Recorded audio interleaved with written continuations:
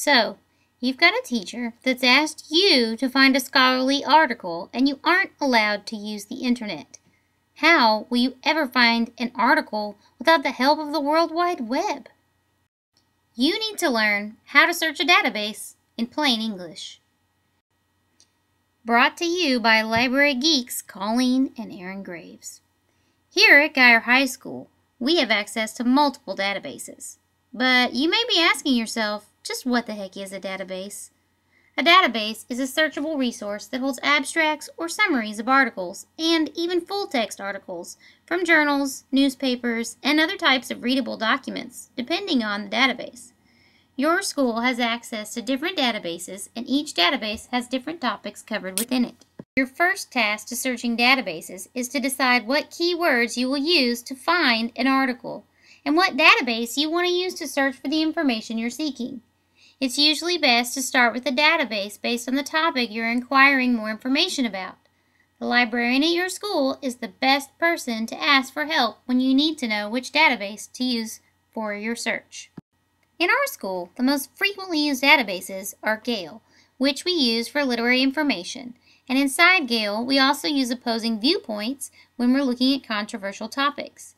The social studies, history, and theater teachers like to use ABC Clio, and other teachers like to use Academic Search Complete inside of ebsco because it searches broad topics. Let's try a simple search inside of Academic Search Complete and see how to get started. First, go to the library homepage and enter your ID number and PIN. From the database Pathfinder, click ebsco host research databases, and a new window will open that looks like this. From this window, you can select any database in ebsco. You can select them all if you want, but I wouldn't suggest doing that. Let's try just searching Academic Search Complete. Note, all databases look different. The good news is that all ebsco databases look the same. Now we're ready to do a basic search. Let's say you read an article recently about how the younger generation does not buy things like the others. If you do a natural language search and put in a question like, why do millennials not pay for anything, you'll have a hard time finding actual results. Databases do not use natural language like Google. Instead, you'll have to focus on certain results. Let's try those key search terms. Let's try millennial. Whoa, 1,160 results. That is a lot of articles to sort through. Let's try focusing our topic by putting more terms in the other search fields. How about music and downloads? This should help us find an article about how younger generations download music instead of buying CDs. Look at that! Only one result. One might not be enough for me, though. Search smart. Look at these subject terms here in the article information. There are terms like subscription, music downloading, and consumer behavior. Consumer behavior. Now that's a good term. Let's try searching millennial and consumer behavior and see if we get more results. 9 results. That's a good amount. Let's see how many of them are relevant. This first one looks good.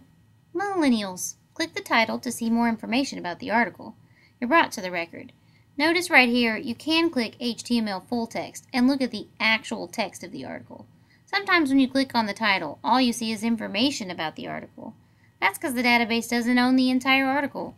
This means you'd have to find it somewhere else. If this happens, give up on that article for now and see if you can find another one with the full text available.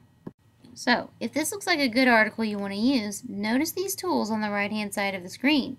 This database will actually make a citation for you.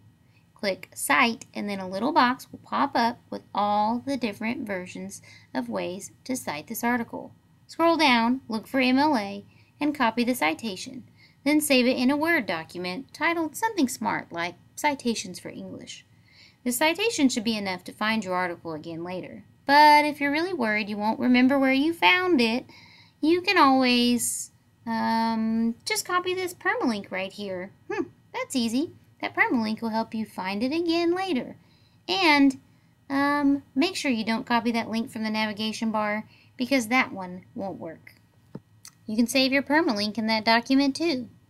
Now, if we want to search different search terms and we end up with more than 100 results, there are other ways to sort through that huge amount of things. In fact, you can just narrow your results by clicking the little filters on the left-hand side. There are lots of boxes to check on the left. You can click full text and only get full text articles, or you can limit the database to searching only academic journals. It's up to you, and it should help narrow your results quite a bit. And lastly, EBSCO has this cool visual search that's pretty nifty too. Well, there you go. That's just the basics for searching a database in plain English, but now you're way ahead of the game. So if your teacher assigns you to find an article in the database, you should be able to find what you're looking for. And remember, if you need help coming up with search terms or figuring out what database to use, ask your teacher or your local librarian. That's what we're here for.